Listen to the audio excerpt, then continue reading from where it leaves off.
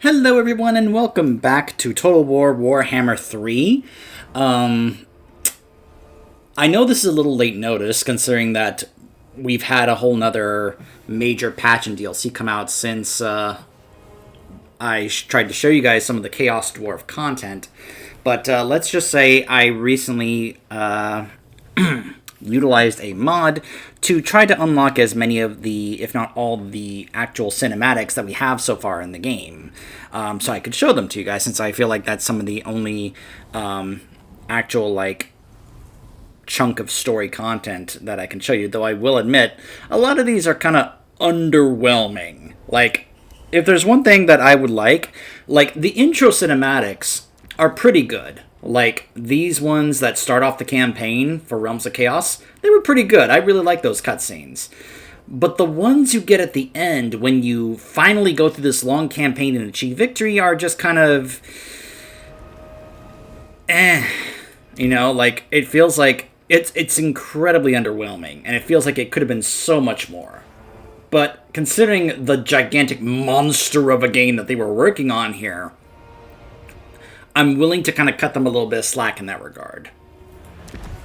I would have liked more substantial, like, story, just because as someone who is a novice to the lore of this setting and wants, like, to learn more, I want to have, like, as much of it in the game as I can. Now, fortunately, there are some other mods that do that, and I actually would not mind showing that at some point. I would like to, like, at some point see if I can actually show off the way some of these mods, like, as you're playing the game, you'll get little things, little tidbits about some stories in the lore that have to do with some of these characters. I don't know how canon these are or not, but then again, the lore and story of these games are not exactly canon either. They take a lot of liberties that would not be part of the actual lore. As I think as Lore Master Sotek said, the game is more of guidelines when it comes to Warhammer Fantasy lore instead of, like, a Bible, you know? Or as Barbosa said in Pirates of the Caribbean, it's more like guidelines instead of actual rules. So, even though there is quite a bit of stuff from the lore here that they try to kind of give you an idea of, like, what they're really about, it's not, like, etched in stone canon lore. You know what I mean? Does that make sense? Anyways, I thought that because I finally have all these unlocked, and as you can see, I actually have now all of them unlocked, some of these I did do legit, like, actually, like, did the campaigns. However, some of these I did not. Like, I actually did do an entire Realms of Chaos campaign as Kugath and got this unlocked legit. But some of these, I also did the same thing for Daniel here. But some of these I did not. Like, I did not actually do a campaign as Kairos. I did finish a campaign as the Changeling, though I will admit I have been using mods to make the game substantially easier for myself. So I wouldn't say that any of these achievements I got were legitimately earned. But I will admit also, this mod that I used, it didn't just unlock all these movies, it also gave me all the achievements. Like, every achievement. So, I have some achievements I'm not happy that I have. I'm not proud of that. You know, I don't want people seeing that and thinking I actually did that legit. But then again, I would imagine quite a few players did the exact same thing I did, because apparently more than 1% have these achievements done, which I would think is a large number of people, I'm guessing. But anyways, I know I'm going off kind of explaining some of this when really what I'm trying to do, because it's probably going to be a long video, I'm wanting to show you guys the rest of the the rest of the cinematics that have to do with the Chaos Dwarves, at least in this video. I'll make a separate video showing you guys all the rest of these other cinematics that you get when you beat the campaigns as the other characters. For now, what I just want to show you guys are the cinematics that play as you go through the campaign as any of the 3 Chaos Dwarf lords, and then you unlock the ones specific for the characters. Now, for the record, I saying for the record, because again, I use achievements to make the campaign much easier. But I actually did finish a campaign with Drazoth, as opposed to the other two, where I just got these by the achievement. So, I did have this unlocked, but I wanted to get all of them unlocked. So what I showed you guys last time was this one right here, The Rise of Drazoth. Since I explained in that other video, if you want to see that other video to watch it, where I talked about why Drazoth became my favorite of the 3 to play.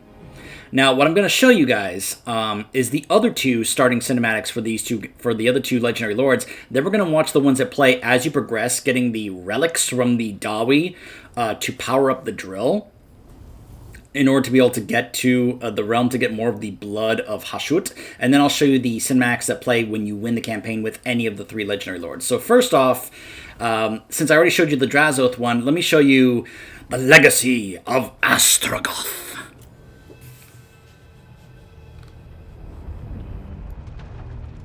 Echoed throughout the minds of the Dawi Zar is a legend of immeasurable power hidden deep under the mountains. A liquid magic so potent it can raise entire cities, leaving nothing but cinders and ash.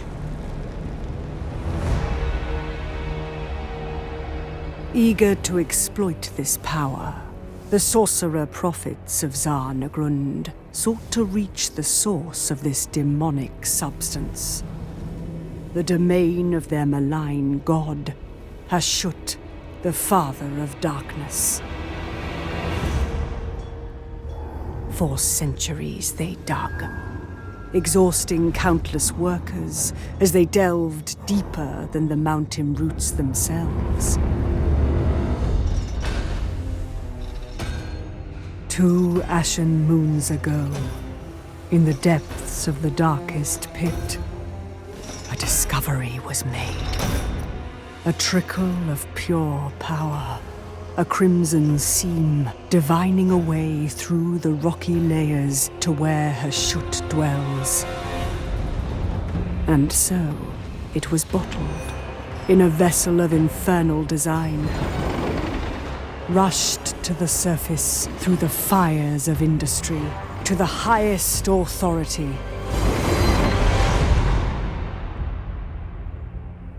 In the council chambers of Astragoth Ironhand, it was presented.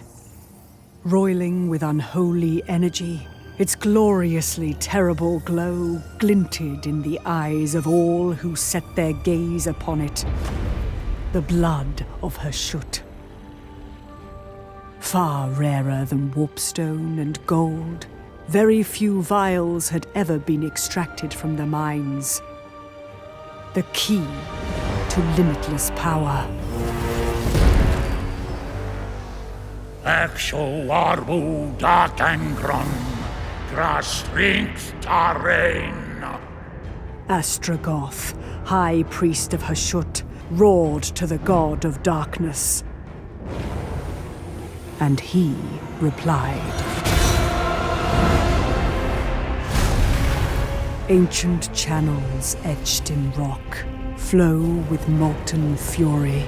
A great drill shall be constructed, forged in the dread fires of the Darklands, imbued with strength to bore through the bedrock and breach a godly domain. Urtsi will shaba ad. Luntakrum kron. The forge burns. The fires catch from the depths. The Chaos Dwarves will rise.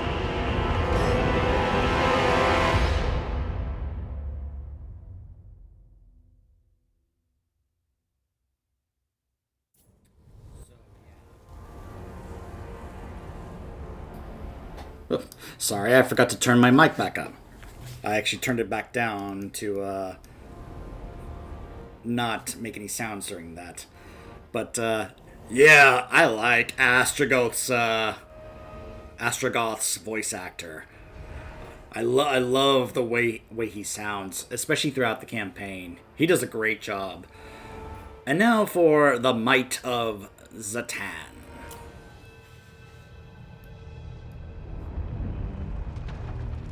Echoed throughout the minds of the Dawi Zar is a legend of immeasurable power hidden deep under the mountains.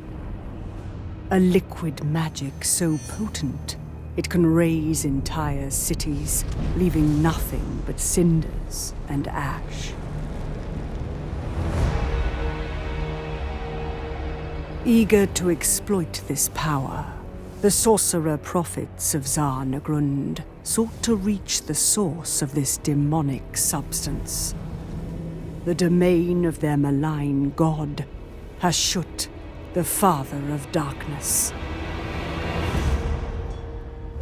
For centuries they dug, exhausting countless workers as they delved deeper than the mountain roots themselves.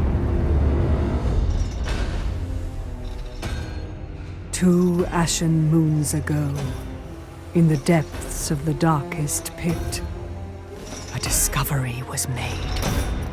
A trickle of pure power, a crimson seam divining a way through the rocky layers to where Hashut dwells. And so, it was bottled in a vessel of infernal design, rushed to the surface through the fires of industry, to the highest authority.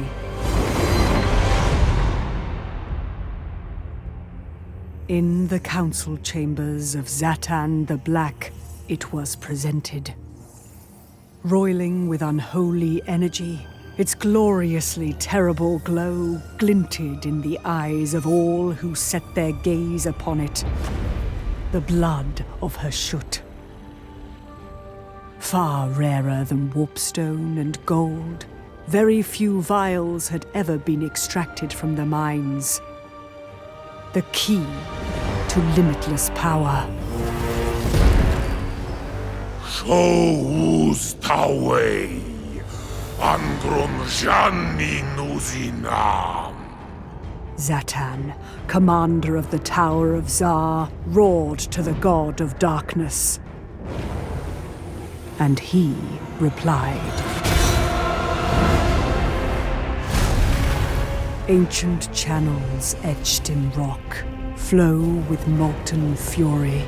A great drill shall be constructed, forged in the dread fires of the Darklands, imbued with strength to bore through the bedrock and breach a godly domain. Uzawil Shabbat. Unda Tagrundron. The forge burns. The fires catch from the depths. The Chaos Dwarves will rise.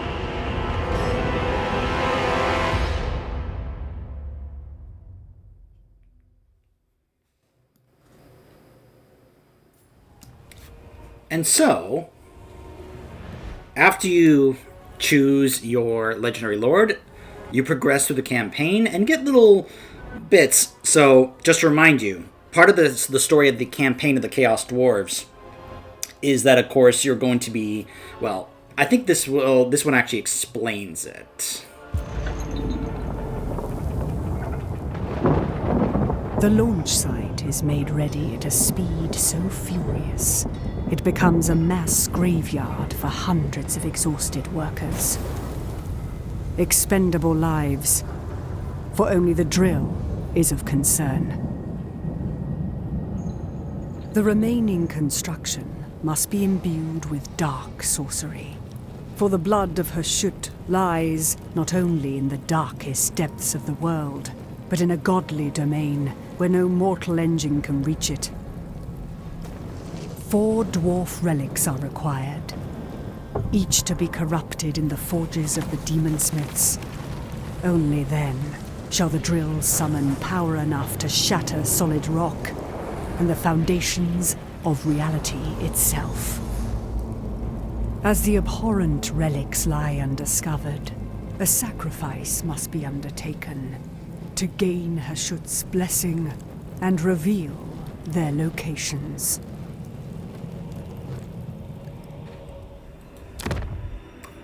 So, as you progress through the campaign, collecting the ancient relics of the Dawi.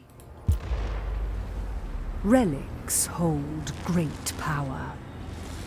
Yet such strength will not wake in the hands of the Chaos Dwarves. And so the demon smiths must corrupt the artifacts, turning them into weapons worthy of Zarnagrund. Such potent magic takes a hideous toll on those who wield its might. The halls of Zarnagrund are lined with the frozen forms of past sorcerers, their statues standing in mute testament to the curse of petrification, the blight of all Chaos Dwarf sorcerers. That's pretty horrifying stuff for them. Basically knowing that their work is going to petrify them.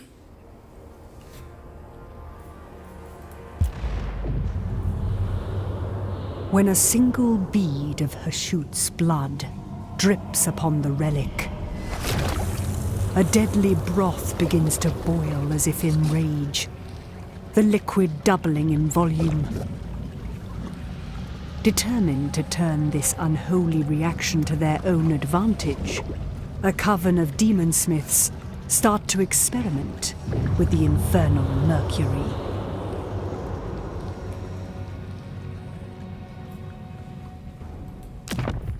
So yeah, they're corrupting the dwarf artifacts to power their drill, which, as you're going to find out, the dwarves are not too happy about.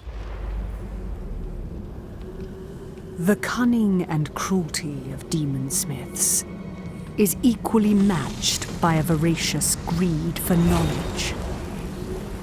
Further experiments reveal the blood of captive dwarves thickening, a physical toll of their master's dark sorcery. This petrification by proxy is seized on by the Coven as a chance to escape the awful curse that hangs over all their tribe.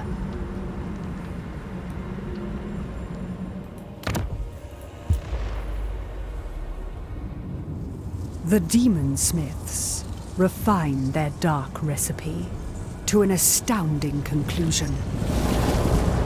A sorcerer may practice his infernal power without suffering the effects of petrification, transposing the affliction to enemies through a demonic blood pact.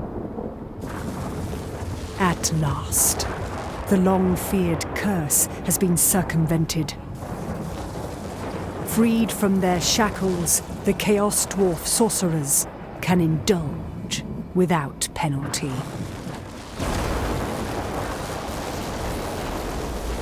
And make their enemies petrified. Oof.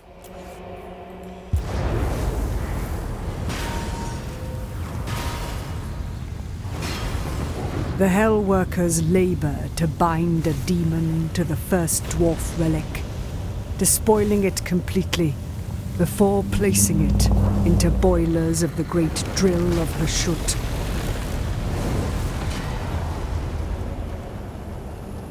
Such desecration will be remembered by the dwarves of the West.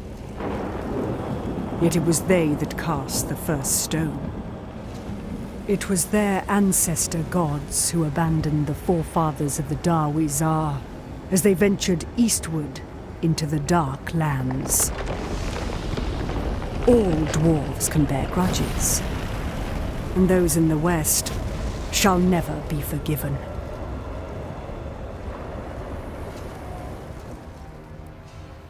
If you think Thorim Grudgebearer holds grudges, oof. That's based on that, that's apparently nothing compared to the grudge that the Chaos Dwarves have against them. A second relic bound with a demon to power the furnaces of the colossal drill. Yet, unknown to the demon smiths, the hidden runes of the artifact pull the beards of dwarves hundreds of leagues away.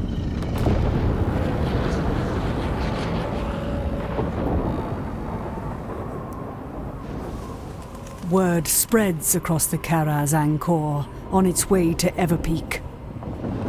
One clan, eager to enact vengeance, musters its warriors.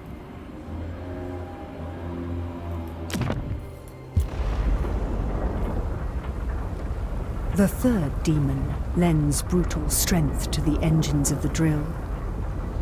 Yet, as this vile spirit rides in the final throes of freedom, it spits out a message of mockery.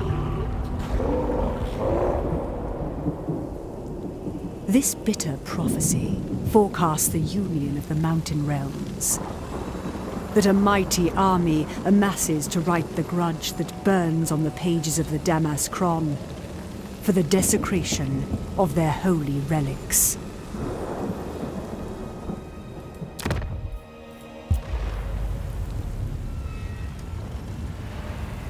With the fourth relic demon-bound, the Great Drill has the power to breach Hashut's domain. The mighty construct begins to thrum and quiver, shaking the ground as it prepares to launch its fearsome assault. Yet beyond the Ash Ridge Mountains, the ground shakes in ominous echo. For a vast alliance marches under the banner of High King Thorgrim Grudgebearer. The grudge of all grudges shall be settled. Excuse me, Thorgrim Grudgebearer. My bad. Captured in battle, the Western kin are slaughtered one by one and offered as sacrifice to Hashut, the father of darkness. The great bull god is pleased with the savage offerings and reveals the locations of 8 dwarfen relics. So once you get the relics to power up the drill, as it was showing, it then sets up the big final battle where you're trying to get the drill to reach the area, but like the major dwarf factions unite and show up in a big epic final battle to try and stop you. Not just Grudgebearer, but also hold on. I command, retake the. But also Belagar Have my hammer. and Thoric. The Rune Lord. Those guys also show up to aid him against you. So once you're able to defeat him, or all of them, and you win the campaign, you then get these. We'll start with Drazhoth, the one I did first, and my favorite of the 3 so far.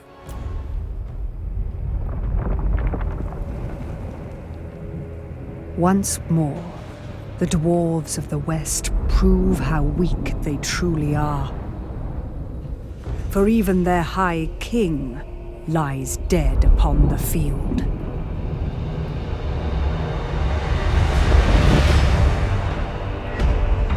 The blood of Hashut gushes from ancient reservoirs, filling great halls with liquid power. Sorcery once thought impossible can now be cast. Spells to shatter mountains.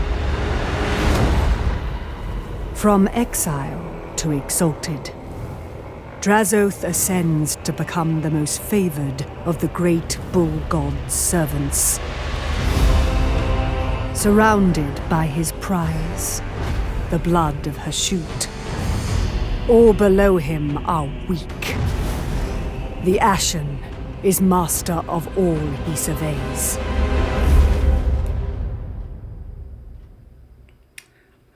So, as I said before, some have said that if this was canon, that death for Grudgebearer would be a far better death than what he got later on in the end times. But anyways, let's now see what happens, what the reward for Ostrogoth's victory is.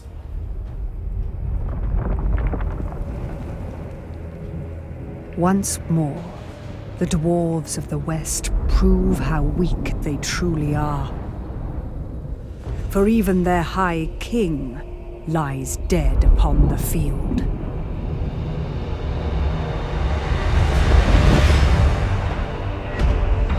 The blood of Hashut gushes from ancient reservoirs, filling great halls with liquid power. Sorcery once thought impossible can now be cast. Spells to shatter mountains.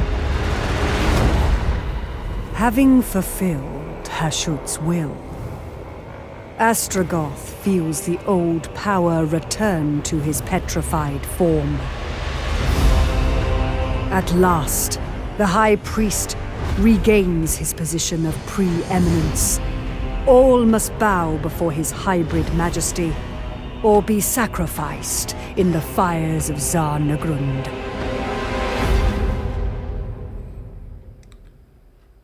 And last but not least, when Zatan wins the campaign. Once more, the dwarves of the West prove how weak they truly are. For even their high king lies dead upon the field.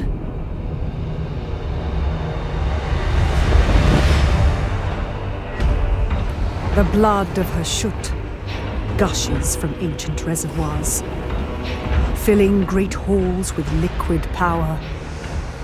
Sorcery once thought impossible can now be cast. Spells to shatter mountains. Zatan has served the will of the great bull god and brought strength to his master, Gorth the Cruel. With the blood of Hashut secured, the general foresees a greater harvest of sacrifices, ready to be cast into the fires of Zarnagrund.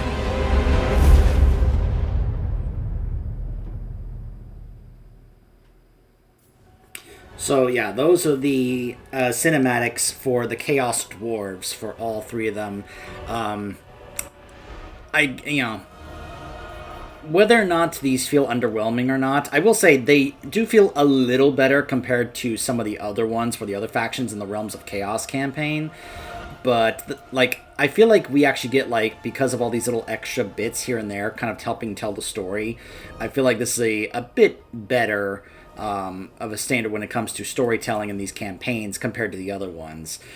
So I do want to go ahead and give some praise to the team at Creative Assembly that did work on the Chaos Dwarves DLC, and especially when it came to the story.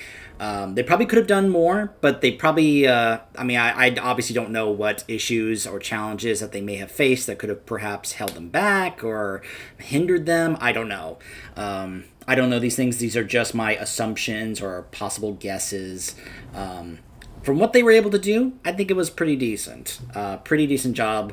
And of course, then there's also the fun of actually playing as the faction. They are a pretty fun faction to play. Once you kind of learn how they play from a strategic standpoint, I definitely, as I said before, I don't recommend buying this at full price.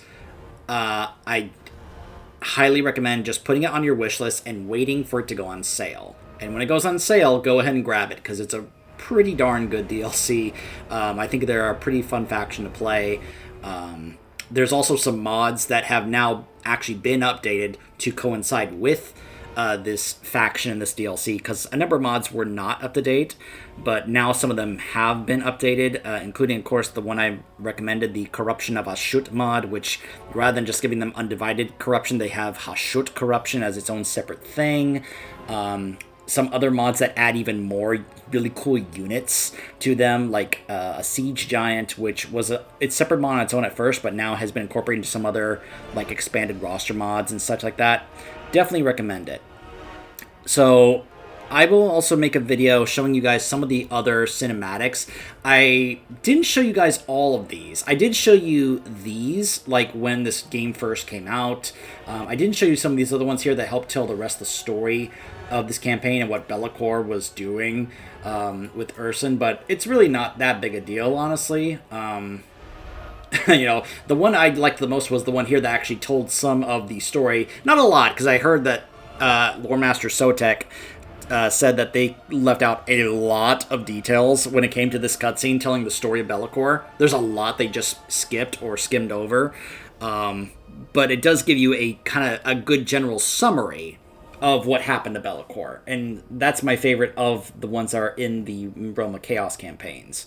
Other than, of course, the ones that have to do with the specific lords you play as. So these are the ones that I will show you. I did show you all the intro ones in their own separate videos when I was talking about each of these, including some of the other DLC ones, like Ostankia when she starts off.